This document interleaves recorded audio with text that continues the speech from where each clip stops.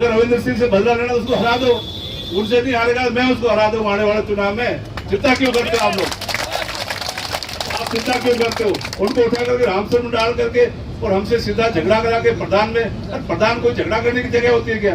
लोगों को परेशान करने के लिए उदाहरण तो मेरे पास पूरा है, मेरे विधानसभा के सभी गाँव की मेरे पास जानकारी भी है।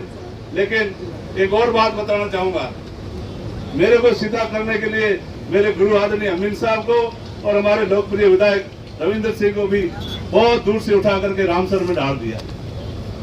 ये कोई तरीका है उनका?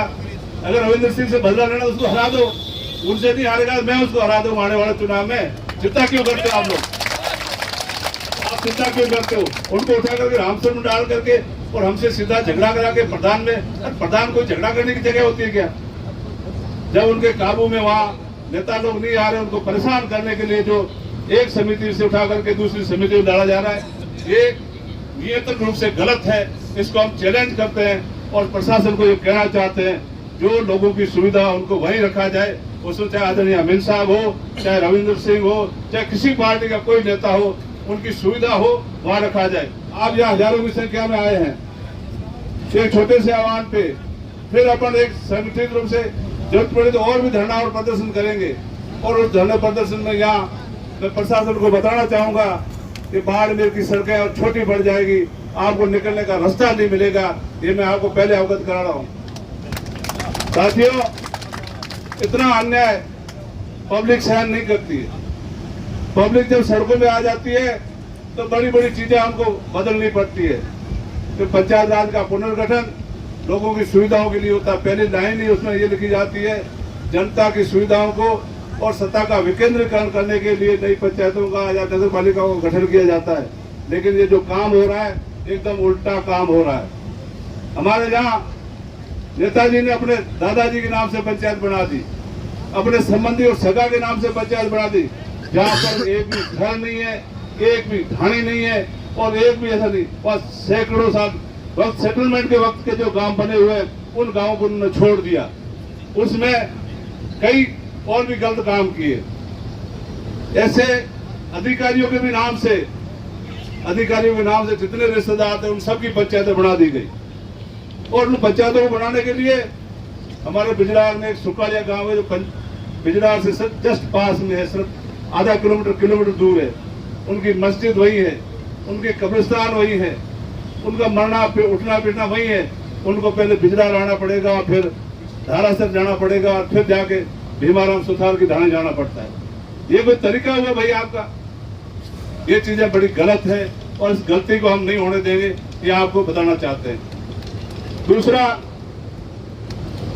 लोगों को परेशान करने के लिए उदाहरण तो मेरे पास पूरा है, मेरे विधानसभा के सभी गाँव की मेरे पास जानकारी भी है। लेकिन एक और बात बताना चाहूंगा, मेरे को सीधा करने के लिए मेरे गुरु आदरणीय अमीन साहब को और हमारे लोकप्रिय विधायक रविंद्र सिंह को भी बहुत दूर से उठा करके रामसर में डाल दिया। ये कोई तरीका है उनका? अगर रविंद्र सिंह से बदला लेना उसको हरा दो, उनसे नहीं हारेगा मैं उसको हरा दूं आने वाले चुनाव में। चिंता क्यों करते हो आप लोग? आप चिंता क्यों करते हो? उनको उठा करके रामसर में डाल करके और हमसे सीधा झगड़ा करा के प्रधान में, प्रधान कोई झगड़ा करने की जगह होती है क्या? जब उनके काबू में वहाँ नेता लोग नहीं आ रहे, उनको परेशान करने के लिए जो एक समिति से उठा करके दूसरी समिति में डाला जा रहा है, ये नियंत्रण रूप से गलत है। इसको हम चैलेंज करते हैं और प्रशासन को ये कहना चाहते हैं, जो लोगों की सुविधा उनको वहीं रखा जाए। उसमें चाहे आदरणीय अमीन साहब हो, चाहे रविंद्र सिंह हो, चाहे किसी पार्टी का कोई नेता हो, उनकी सुविधा हो वहाँ रखा जाए।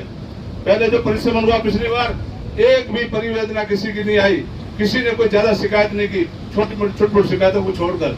इस बार आप देख रहे होंगे, मैं पत्रकार बंधुओं को बताना चाहूंगा, कलेक्ट्रेट में हमेशा हजारों की संख्या में लोग आते हैं और प्रशासन ने भी पता नहीं क्यों इतना क्या दबाव इनके ऊपर आंखें मूंद ली है।